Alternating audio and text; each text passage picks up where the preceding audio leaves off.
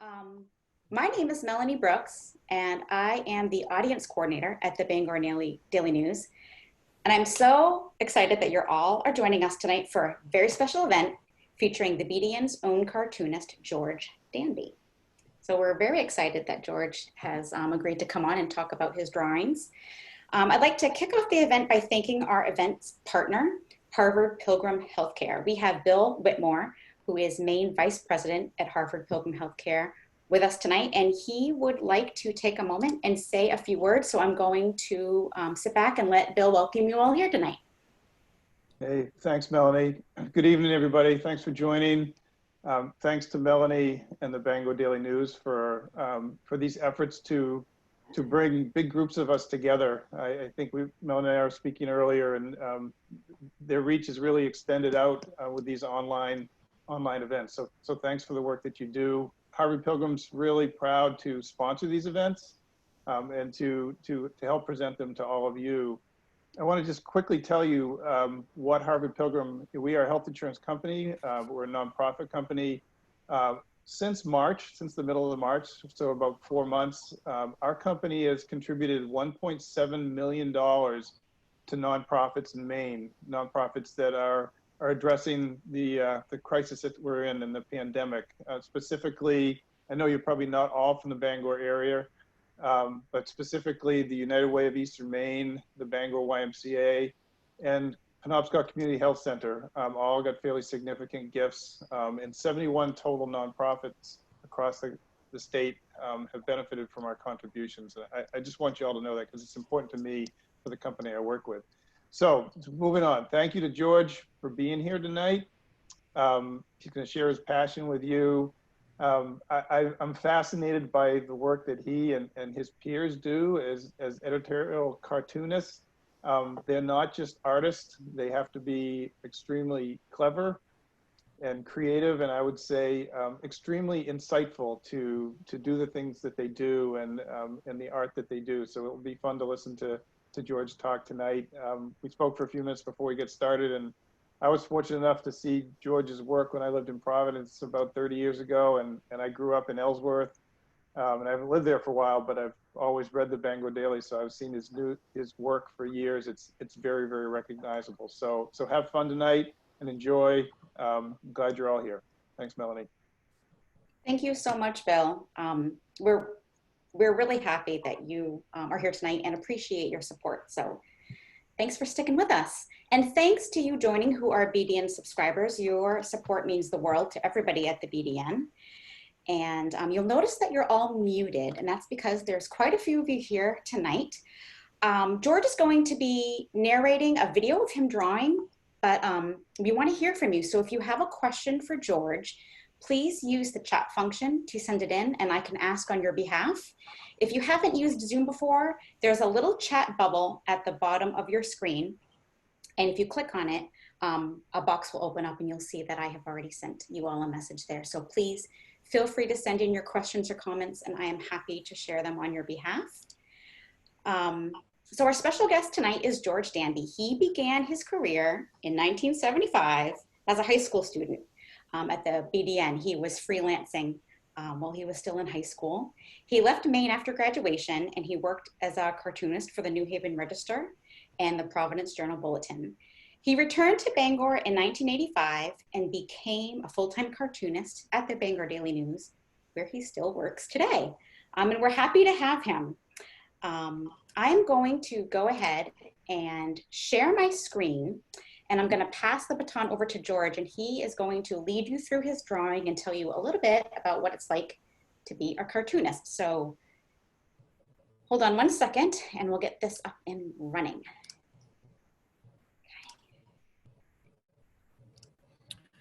Excellent.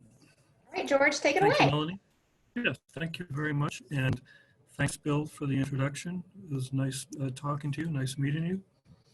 And thanks for everybody for spending the time to show up and listen to this video presentation. This is going to be very quick. I'm going to go through this video that I have set up, less than 30 minutes, start to finish, how I come up with ideas and get to the finished product. Obviously, it takes longer than 30 minutes usually. Hopefully we'll have some fun with this and have some questions. As Melanie said, been at the news for quite a while after being in the New York area for 10 years. I draw 6 political cartoons a week, 6 op-ed pieces, and opposite the editorial page illustrations, and help out with the letters and any op-ed pieces. From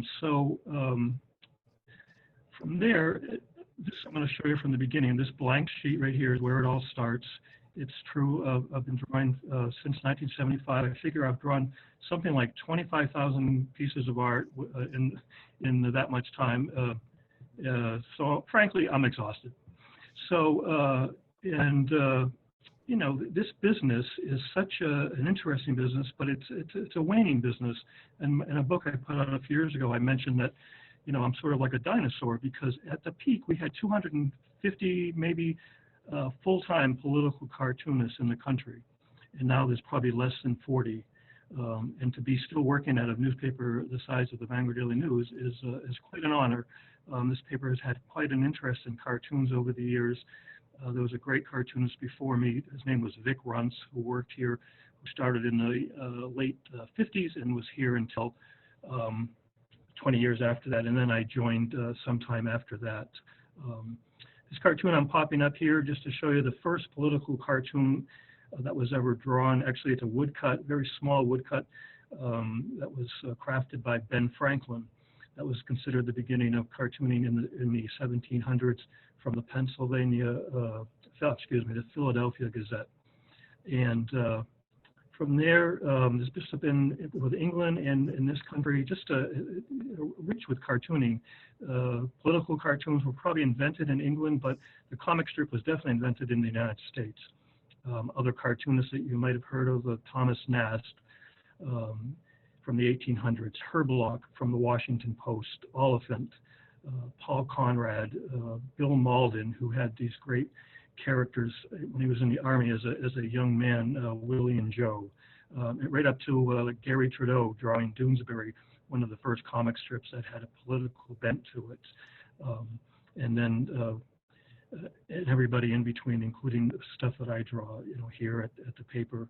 And it is a valuable asset, probably, you know, to have a cartoon, have a visual, so you can draw, you know, local, state, national, and international issues. And even though there's less cartoonists at newspapers now, and it is sort of, you know, I won't say a dying field, but it's certainly, it's not as at its peak.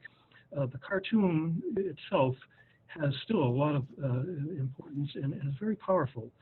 Even though you're starting with this blank piece of paper, over the years, like 10 years ago, there was a group that pushed the envelope that wanted to use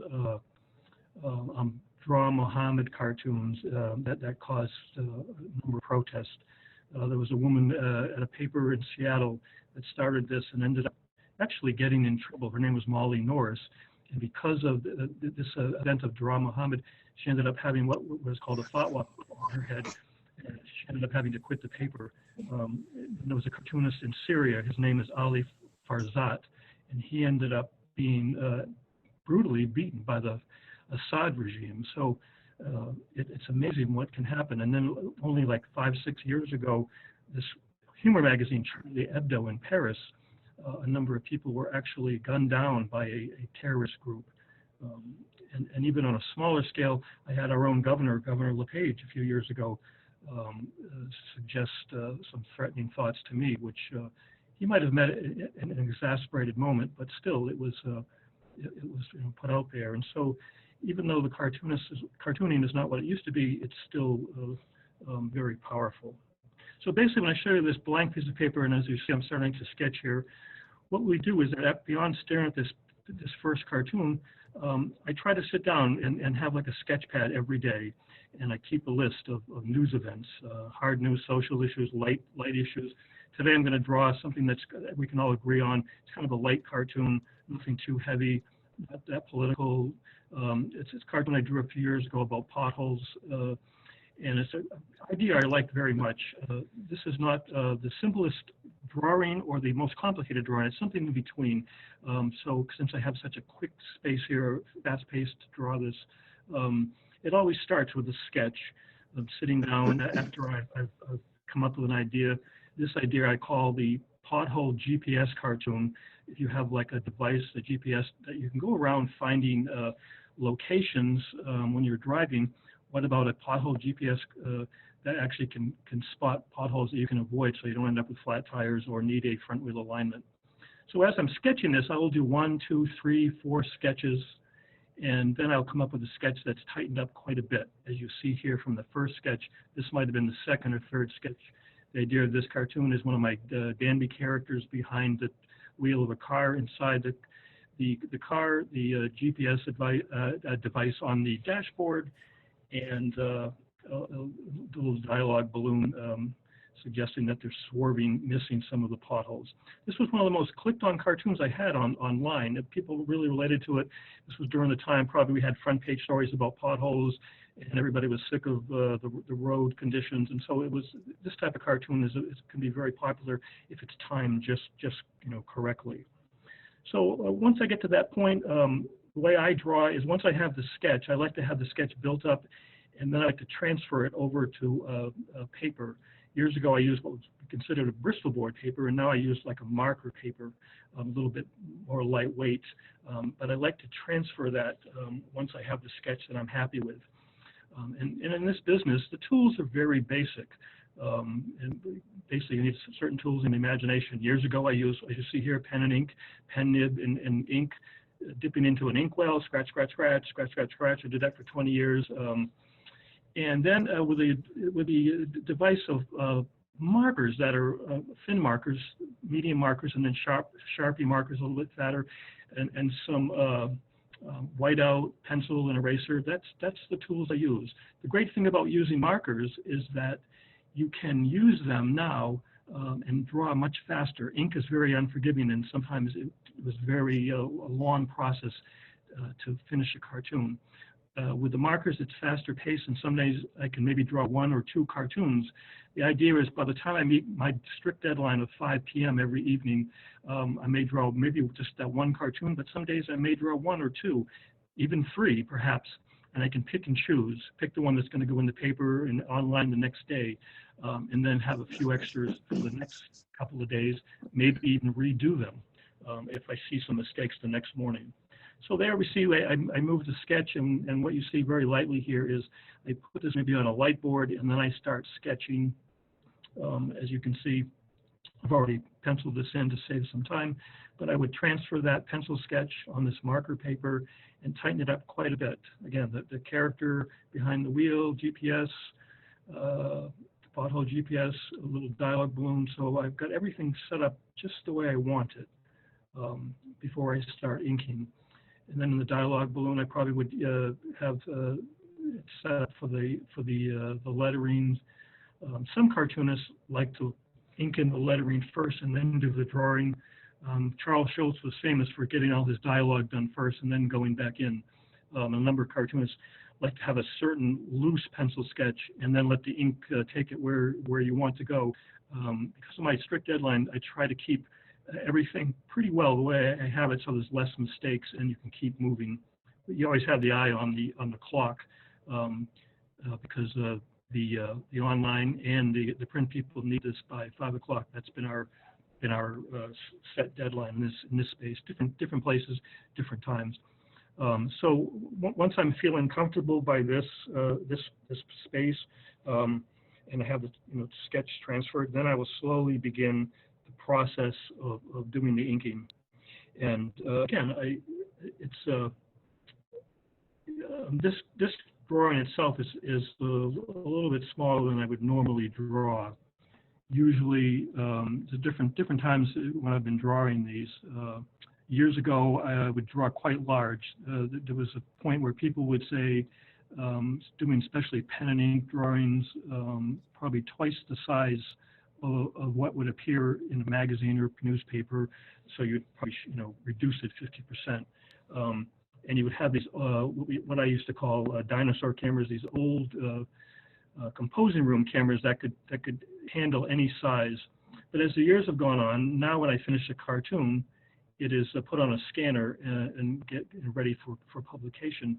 So those flatbed scanners, you probably have like maybe, 8 by 12 inches to actually put your image on. So I end up drawing a little bit smaller, which actually is a little bit better. So right now I have like a square space.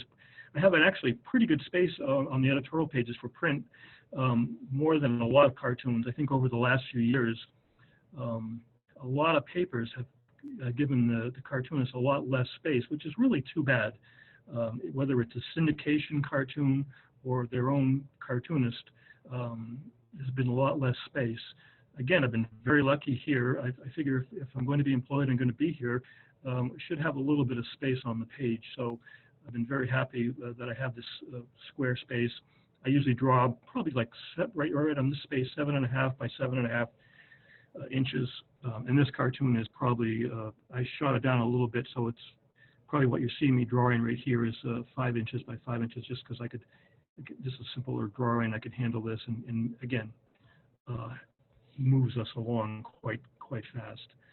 So then I go in, I start inking in the drawing, getting the basics set up. This little pad you see on my underneath my left hand is called a blotter. I use that once I have the pencil sketch, and because I'm left-handed and I'm moving quite fast along with the inking, I don't want to smudge the inking or the pencil sketch. So you place this little pad down to keep yourself from making a bigger mess or a mess at all. And with this cartoon, there's a number of straight edges that I'll use. A lot of cartoonists want to keep everything very free, very simple. I'll use a ruler and put in some hard edges, and then maybe loosen them up as it goes along. So, and again, with using the marker, it goes so much easier, and you just kind of like move along, setting it up basically as you see here. A little George, bit. can I interrupt and ask a question? Oh, absolutely. A couple of people were asking, how do you transfer the drawings from draft to draft? Well, so since this has gone quite fast, so like you saw on the sketch that I liked, I literally take that sketch and I'll put it on a light board. If you're all familiar with a light board, which is like there's different sizes, but I have a relatively small light board on my drawing board, where I'll put my marker pad down and put that sketch underneath it, and I'll actually use the pencil and tighten that up a little bit and get the basics down. Again, as a drawing, you're covering all sides. You're covering the composition.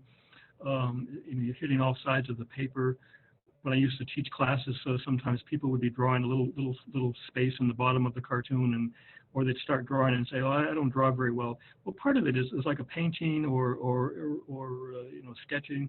It's just you're building it up, so you get to that point.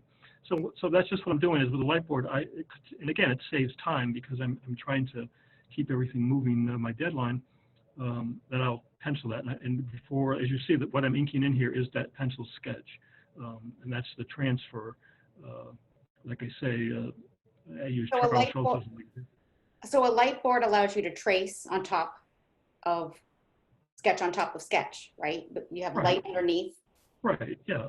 Right. They're just these little, 12 inches by 12 inches, little plastic. They're made quite small now, and I don't use them every day necessarily.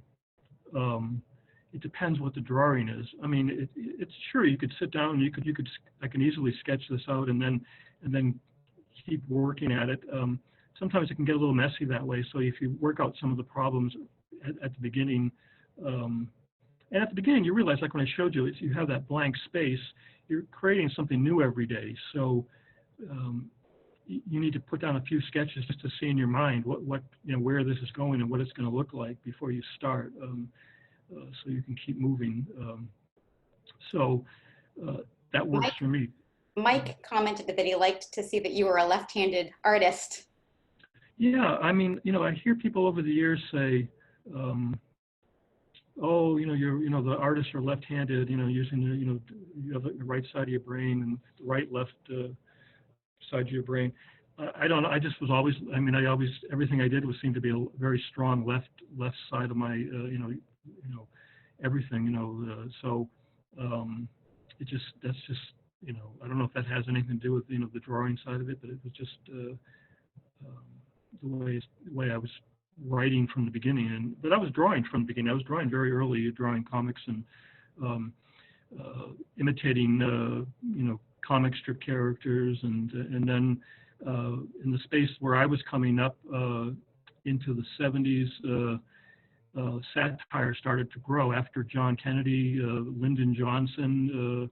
During we had his Great Society, there was the Vietnam War and campus riots, and caricatures started to flourish, and caricatures of Johnson and then into the Nixon administration were maybe at their peak.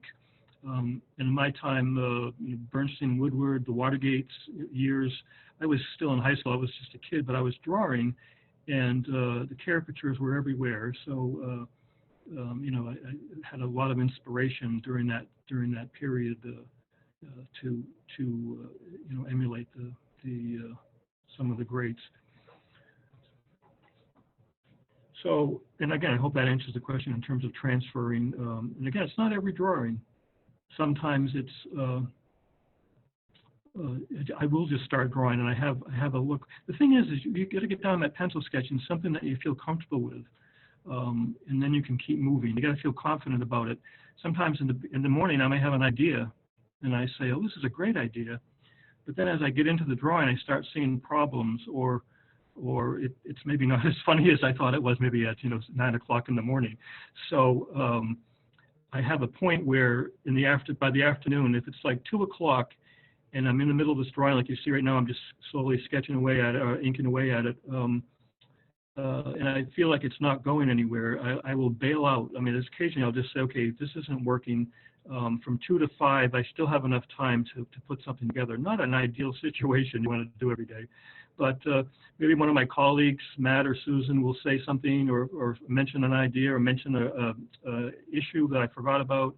I didn't have in my sketchbook, and I'll say, oh yeah, I was going to do something that way, and I'll just switch gears. And sometimes that's helpful because it's loose and it's spontaneous, and sometimes it can be a disaster. But I've never missed a deadline. I mean, from every deadline since I was in high school, you'll always meet the deadline. It's just you're hoping to come up with something decent every day. That's the idea. I mean, with political cartoons, not everybody's going to agree with you. You could draw something liberal, you can draw something conservative, and you hope people take the time to say, oh, I like the drawing. You don't always have to agree with me. Cartoon like this, pothole cartoon, it's hard to imagine anybody disagreeing with this sort of cartoon. It's just kind of fun and whimsical. As I mentioned earlier, some days you're doing hard news, what's on top of the front page, so to speak. Other days, like I say, it could be social commentary, like magazine cartoons, like the New Yorker magazine has a lot of social cartoons, and then just lighter pieces like this to illustrate. And again, since I do 6 a week, it's like a column, so you have a lot of chance to try different things. It depends what's going on in the news and what people are talking about. And since you're working for a newspaper, you want to be quite timely. So it makes sense that if something's on the front page, you'd like to be competing with it and be right there. You don't want to be drawing it 2 weeks later. So, George, I'm sorry. Go ahead. Do you use any other tools besides pens to make shapes or anything like that with your drawing? Not usually. I mean, if I have something that requires a circle, I mean, I maybe use a compass for a circle, and then I may do it completely correct in a pencil, and then maybe ink it in so it's a little bit looser, because a cartoon should be a little bit loose. I mean, that's the fine line between an illustration, which could be very detailed, and a little bit stiffer. I've seen some people that say, I want to draw cartoons, or I'm drawing cartoons, and they seem almost too illustration-like. The great thing about a cartoon is you pick a style and you stick with it. Like I say, some ideas lend themselves to very simple drawings. Some ideas are like this one is sort of a medium. The idea dictates what's going to be on the paper. And then sometimes they can be very detailed drawings that take forever. If I draw like the White House or the Capitol building or the Blaine House, those take a long time. Some people say, why do you spend so much time? Because literally, probably your average reader, viewer looks at these for maybe, a minute, maybe a couple of minutes if you're lucky. But this is the style I started, and this is what I'm sticking with, I guess. And so this is what, my style. But I've seen all sorts of styles, and they're all interesting. That's what I love about this business. I love all styles, sort of like an eclectic view of everybody's work I've studied over the years. And then you just, and this cartoon, again, it doesn't show a lot of my caricature ability, but this is what it called for. So this, this became the cartoon, for the day. But a couple of years ago, famous newsman Walter Cronkite had died, and he had connections to coast of Maine, summer home here, and probably not the greatest idea, but I thought of the CBS Eye, because he worked, of course, with CBS Evening News for so many years, and it had the CBS Eye with a little tear coming out of it. Very simple cartoon once I thought of it in terms of the drawing, but a huge number of people, commented on it and liked it because it was a memorial cartoon. Once you settle on the idea, that's it. There's your idea. So, like I say earlier when I said when I'll abandon something, if it looks like it's going to be troublesome or the drawing becomes troublesome, because you want to communicate to the reader. So, like with this one, you can go online and you can get a photo of like the GPS, so you have an idea what it looks like, or maybe it inside of the dashboard, so you can get it drawn correctly. I learned when I was in high school, you can exaggerate things and draw things, but you can't always just exaggerate without knowing what the object is you're drawing. People will call you or write to you and criticize if you don't have it, even if it's exaggerated, if you don't draw it correctly. So, George, I have a question from Lee. He says that your op-ed art is very creative, and he wants to know if you have a different approach compared to editorial cartooning between the two. Well, op art. Again, we throw around that word op art. When I've gone to the schools and things, some people don't even know what it means. Op art, op-ed means, op-ed is the opposite of the editorial page. Some people, we just assume know what that means. And I think it started in the New York Times back in the 70s, and maybe Time magazine was the first one to use the phrase op art, and it was doing drawings that would illustrate, beef up the page with some art, because it was literally a gray page, as cartoons on the editorial page to give the page some life, some color. So some days, yes, the ones I do now are like very boxed. I think we talked about earlier, and so they're done very quickly in the morning. So usually the first thing I do after reading a lot of the news is do this op art and then move on to the cartoon. So some days it's a little bit different. Again, it's very quick, so you don't have much time to go back and correct it. That's the difference between, say, a painter. If you're sitting down and you're painting, you can put it away in your studio and pick it up the next day. With this, there it is. It's finished, and then you move on to the next day. One of the things you don't want to do is you pass it in and you call it quits and you're driving home and you think, well, why didn't I think of this, or why didn't I do this? So it's such a quick medium. So George, you mentioned that your style has stayed pretty much the same since you started drawing, but technology has not stayed the same since '75. So how has your job changed with the advent? Well, and as you see here in this cartoon, I don't want to lose track of this video as we move along here. You see, I've filled in all the the inking, and brought in the Sharpie marker to do the color in some of the blacks, a lot of dark. I purposely picked this cartoon so it would be inked in black and white mostly. And your question fits into this perfectly. Is that over the years, I mentioned the scanner has changed a lot. I have more control over printing the cartoon myself. In the early days, you would print them on this camera where there was chemicals being mixed, and you had this thing called PMTs where you would peel them and you would have a certain image, and if it wasn't done correctly, could be either too light or too dark, and so you'd have to cajole with the composing room fellows in the newsroom and in the newspaper to help you, print it a couple of times to get the right image. So that's been a lot easier for me. Beyond that, the big difference is the color. Going online, we're very concerned changing gears from print to online, having an online presence, adding color. Since again it's so quickly, like with this cartoon, since there is a lot of black and white with this one, this is almost a finished product.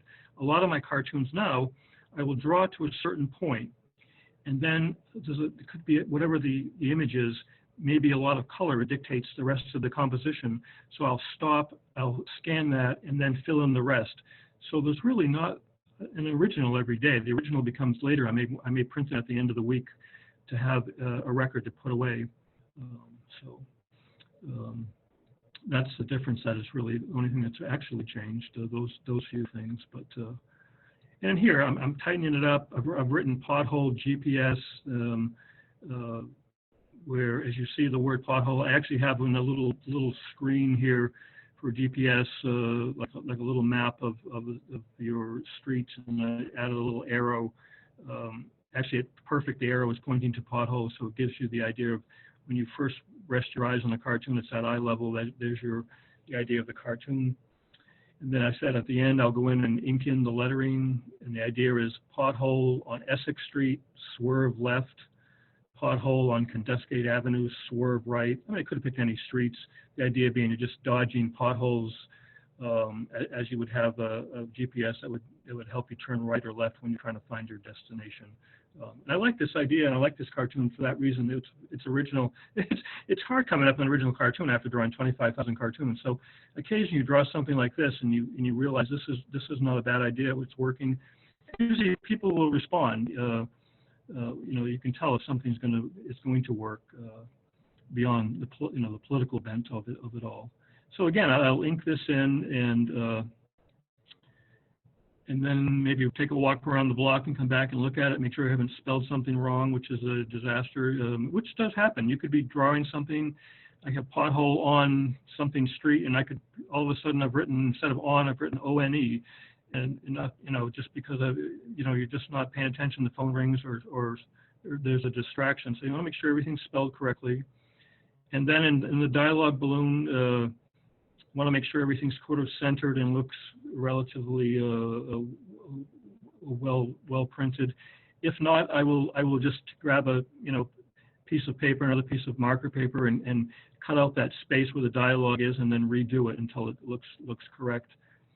Again, the cartoon could have things pasted all over that. The bottom line is it's shot, and there it is. So there it is. And then I go in with the whiteout, and I tighten up a little things, any blemishes I can just erase. And of course, because I'm scanning this and putting color on it, you can use the erase tool, and I can get rid of something if I don't like it. And then once I do that, I'll decide what I'm going to do for color. Put it on the scanner, scan it, grab Adobe Photoshop, and put a little splash of color in there. A few cartoonists, oh, and of course, don't forget, as I'm signing my name, very important, I got to put the name. Most of the times I draw the name in the bottom right-hand corner. This cartoon was so busy, I did find the space right there. Over the years, the Danby was kind of flat, and it sort of has grown into this pyramid, sort of like Danby. I didn't really plan it that way. It just happened. Over the years.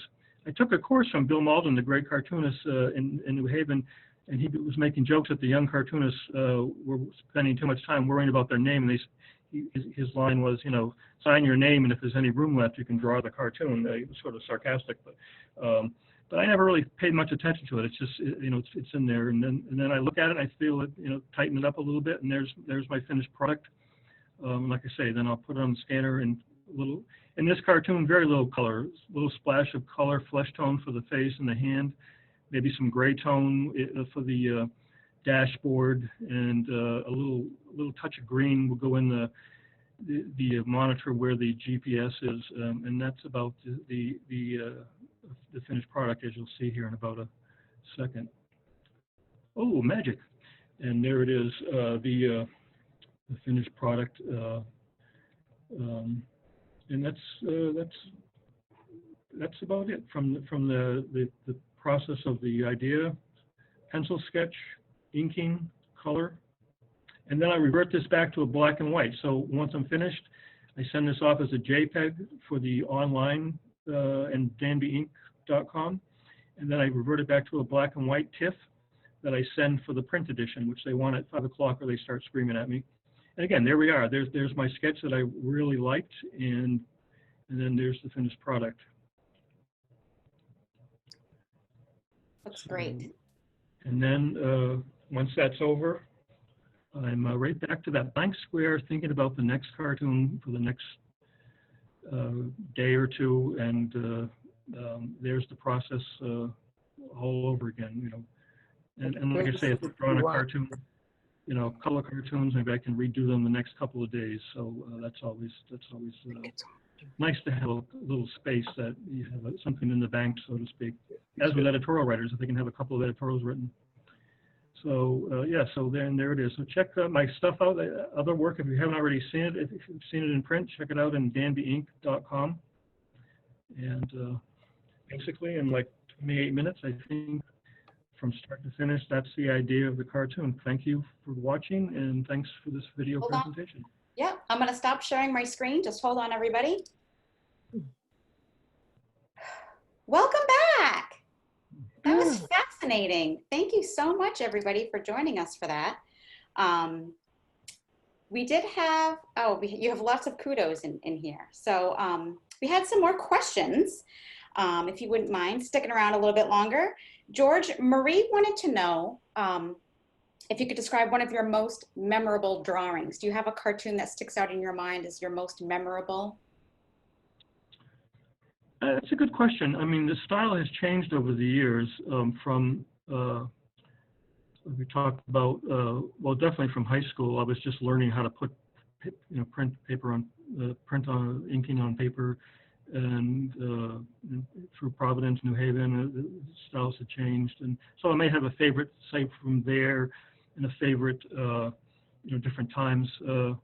I think I've gotten better as the drawings, I think, are better now as I've done it for a while, a little bit looser, more cartoony. As a favorite, I'm not sure.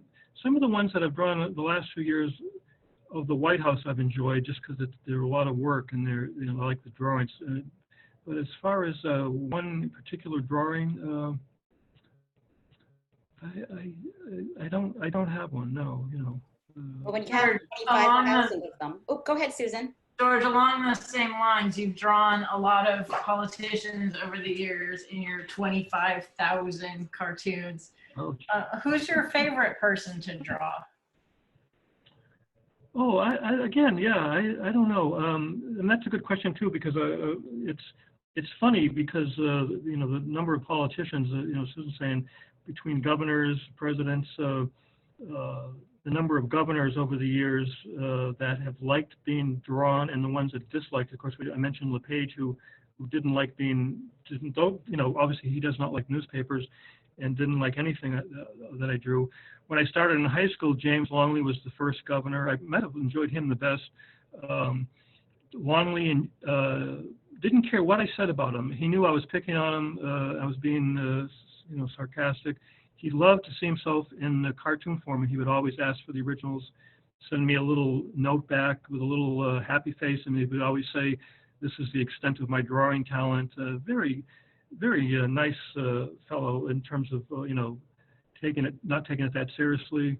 Angus King, I enjoyed drawing very much. I liked that caricature. He was also very happy to see himself as a caricature. Other politicians didn't care for my drawings at all. Joseph Brennan didn't care for them at all. You know, different people. It's fun to hear that, but probably Angus was the most fun to draw. So George, we had another email that came in, question that came in over email. With our country so divided right now, how do you decide which side of the aisle to poke fun at? Right, we talked about this, I think, earlier. That's from my buddy, Larry Dowdy. It's over the years, and Larry's come to a number of my books, talks, and things. And what I like about him is, he disagrees with a number of ways I approach the cartoon, but he always likes the fact of the drawing. He'll say, "Oh, I'm amazed by your drawing. I love your drawings." I like to hear that because even though I think cartoonists do have some power, and I don't take myself that seriously. It is a cartoon. It's the idea is to be on the page to get people talking and to bring up a discussion, beyond the editorials and the columns. So, but over the years, I've picked on a little bit of everybody. I mean, Bill Clinton was president for 8 years. I would pick on him, and people would say, "Boy, you are so conservative." And then I drew George Bush for 8 years, and I said, "Boy, you were so liberal."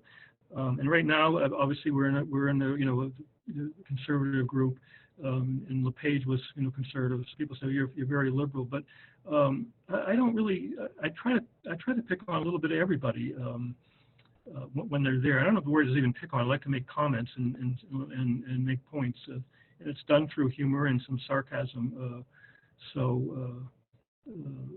I don't. You just try to pick the issue, I think, and go from there.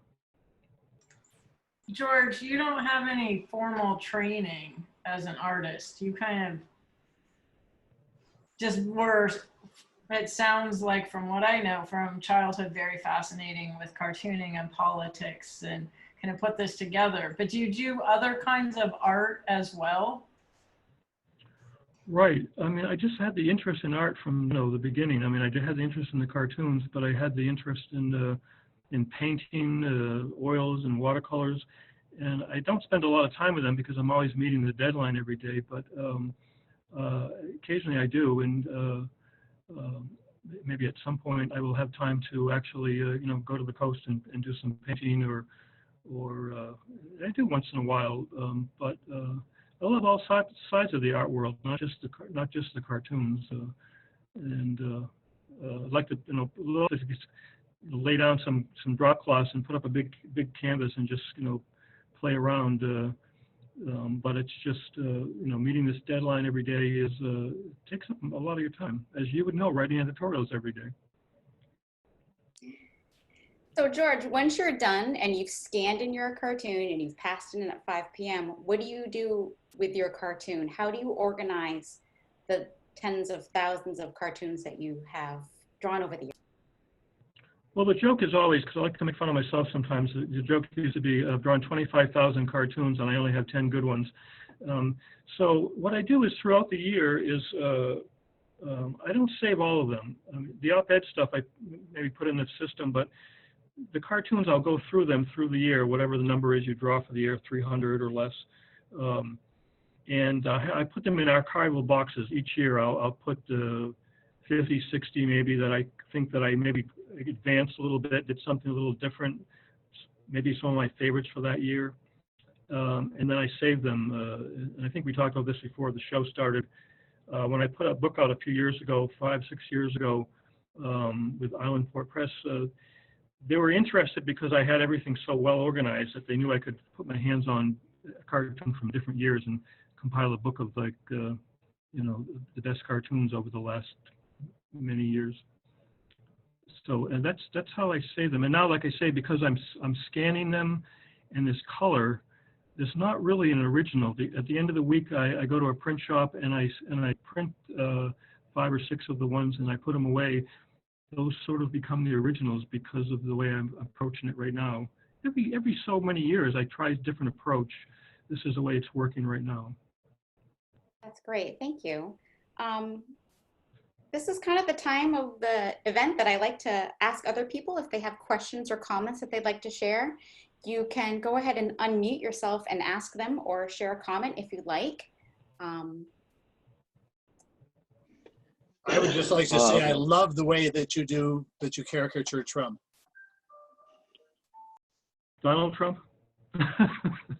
Oh, the caricatures are difficult because, as I mentioned, that space is 7.5 inches by 7.5 inches. The caricature becomes like about 3 inches usually. whether it's Trump or LePage or Longley. So it becomes a little bit of a cartoonish feel to it. If you especially if it's someone that's in office and you're going to be drawing. When Reagan was in office for 8 years, my first Reagans looked so different than the end. At the end, and you learn stuff I think every year. But if I was to sit down and draw just a caricature, like say an illustration for a magazine, or like to go with a profile piece, I would approach it much differently, and it'd be a larger piece, and it would be more detailed. And I would probably go back and pick up my pen nibs and ink, and because it would be much more fine-tuned. But the daily thing, you just have so much time, so I appreciate that comment. Russ, did you have something that you wanted to say?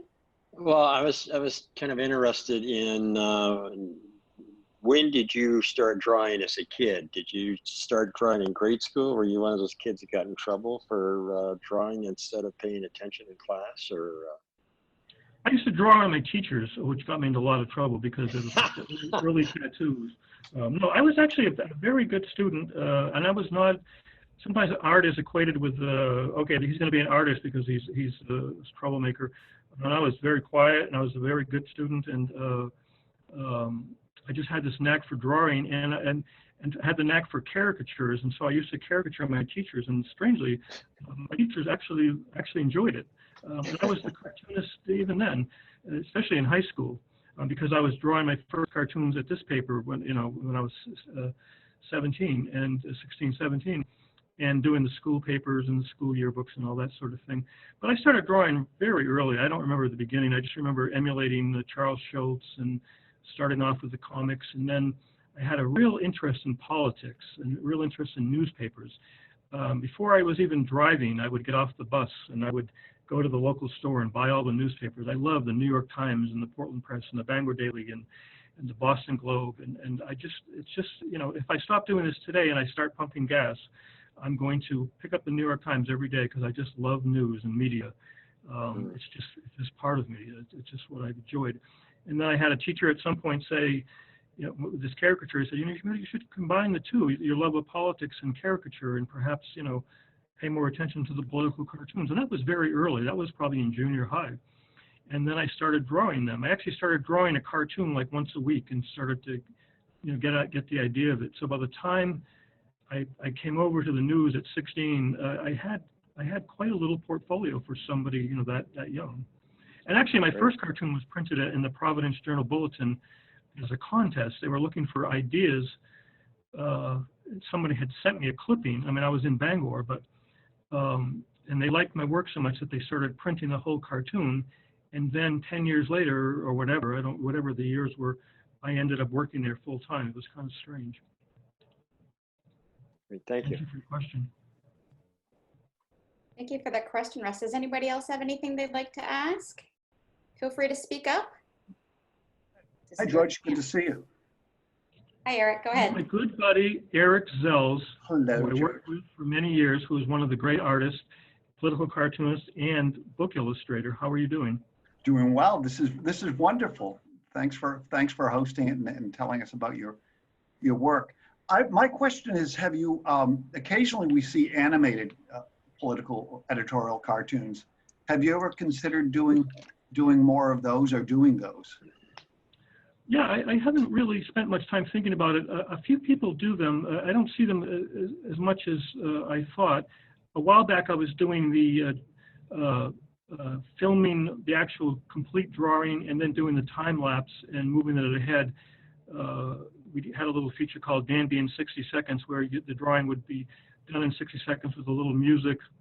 And we're actually thinking of bringing that back.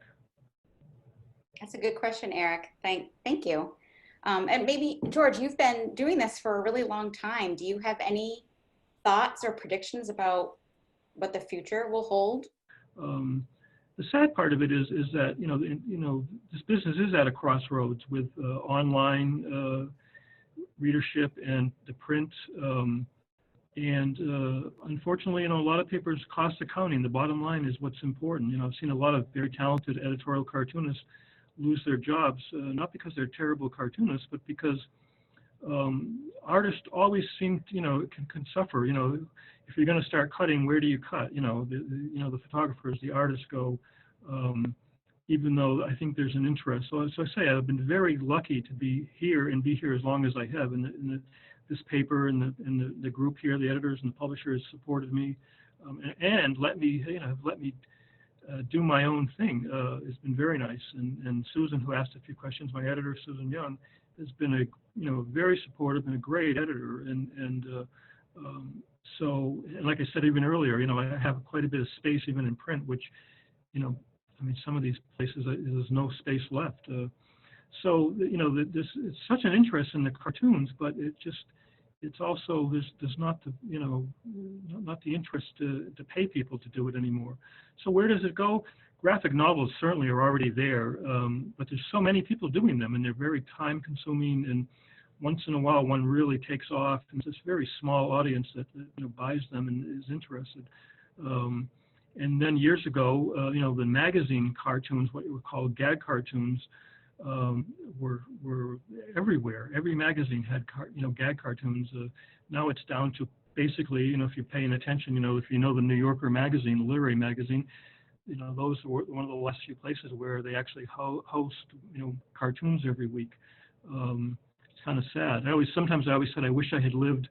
Wish I was in my 20s, maybe in the early 60s, because there was such a flourish of gag cartoons all over the country. So there's just not the space for some reason. So where will it go? I'm not sure. I know that when Vic was here for 20 years and I've been here for 30 years, when it ends, I'd probably be the last full-time cartoonist here. I was the first full-time cartoonist at the New Haven Register in Connecticut, and I was the only cartoonist. And that was it. And only a couple of people in Providence were there. Like I say, it's hard to know. I mean, for me, it's like, when this ends, the daily deadline, and if I can still pick up a pencil, I'd still like to, maybe do a weekly thing, and then, like as Susan says, maybe get out and do some painting, and I'll be one of these people that will draw to the last day, because this is what I enjoy doing. To do this every day, you have to enjoy it, because it's a lot of work. It really is. People, you go to these classes and book signings, and sometimes people make jokes and say, "What a great job! You sit around doodling all day." But it's very you need your concentration, just like with editorial writers and writers. Well, yourself. Putting on a daily product is very time consuming, and it's a lot of work. All joking aside, whether you agree with the issues every day or not, it's very difficult and fun. Like I say, you have to enjoy it to keep doing this. I believe. I just want to jump in because it seems like the perfect point to thank all of you for subscribing to the Bangor Daily News. I mean, it's no secret that it's really tough times for newspapers all across the country, and we believe it's an important time, perhaps more than ever, that you have independent, unbiased sources of news and editorials and cartoons mixed in to give you that full sense of the world. So I just want to thank all of you for your continued support of the Bangor Daily News. It means a lot to all of us. And also thank you to Bill Whitmore and to Harvard Pilgrim for supporting the work that we do that helps us continue to bring you the news, the information that you need, hopefully a daily chuckle now and then. We can't do it without you. So thank you to all of you guys. Very true. Excellent. George, you have published one book. Is there another one maybe in your future? Yeah, I think so. The first one was sort of a collection of the group wanted to call it the Essential Dandy, which was fine. It wasn't really my first choice. My choice was Yankee Doodle Dandy, which never did happen. So that could be it. Or since the first one was the Essential Dandy, maybe the second one should be the Non-Essential Dandy. But it would be more of a collection of. The book came out before the end of sort of like the little page years, and definitely none of this administration in terms of nationally. So it would be more of an up-to-date book, but I am looking into it. I'm thinking about it and I'm working on it. So the other one I think has been maybe 6 years. I'm not sure. It's been 6 or 7 years. So it's perfect timing. I've thought of putting out other things like children's books, but I'm not sure. People like Eric Zells, who popped up there, my colleague back a ways, he's putting out some really decent books. I'm not sure I can compete with him, but maybe another collection of cartooning books. Again, it's a certain group of people that will buy them and you know, are interested.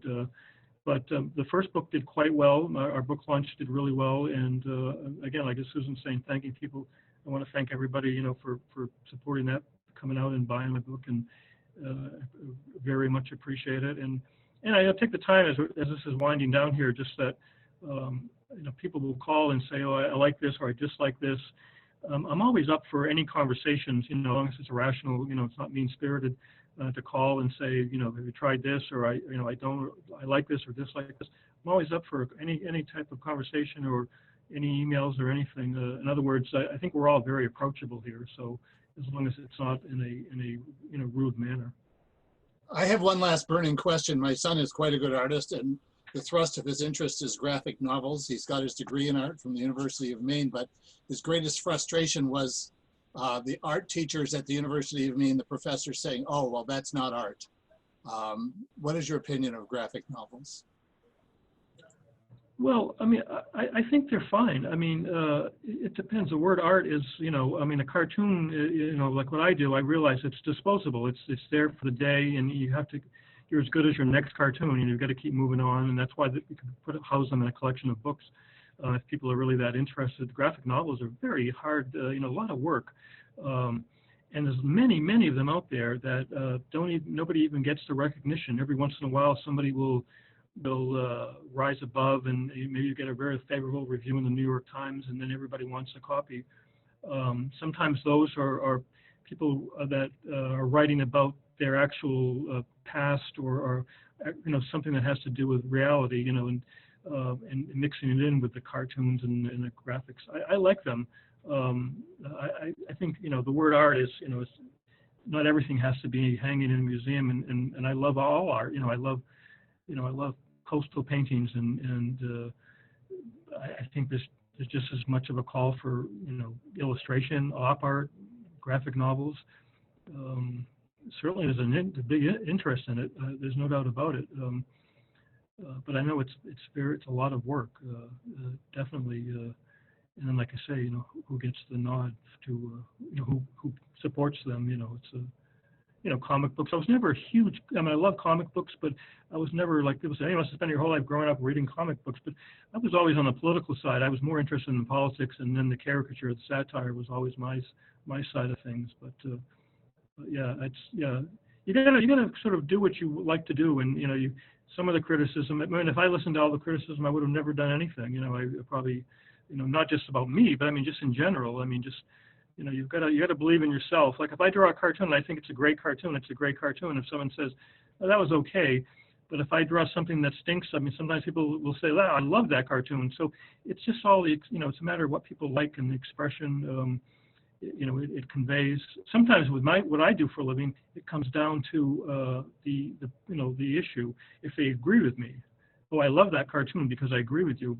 But it might have been a great idea and a great drawing, and it might have nothing to do with the political bent to it, you know. And that's when I talk about my little buddy earlier there, Larry Dowdy. It's just that, you know, there's some people that will call me and say, oh, I you know, I love the format, or the, you know, the art, and you know, beyond the, you know, the public, you know, I mean, the political issue of it all. So. Well, it's 6 o'clock. I want to thank all of you that sent in such wonderful questions. There are quite a few of you that sent in very nice sentiments about George and his work that I will absolutely share with him after this meeting. I told him not to pay attention to the chat so that he could focus on talking about his art. So I'll share them with George after the meeting. Thank you, all of you, for spending the evening with us. I had a lot of fun, and I learned some stuff too. And thank you to George for being willing to make this video and narrate it for us. It was really nice to sort of see behind the scenes into what that process looks like. Well, thanks for hosting me, and it was a lot of fun, and you know, it was a good format. So thank you again. Appreciate Wonderful. it. I hope you all enjoy your evening. We have another event coming up next Thursday, and I'll be sending out emails to all of you, inviting you to that and to our August event. So thank you all, everybody. Have a great night. Bye-bye. Bye.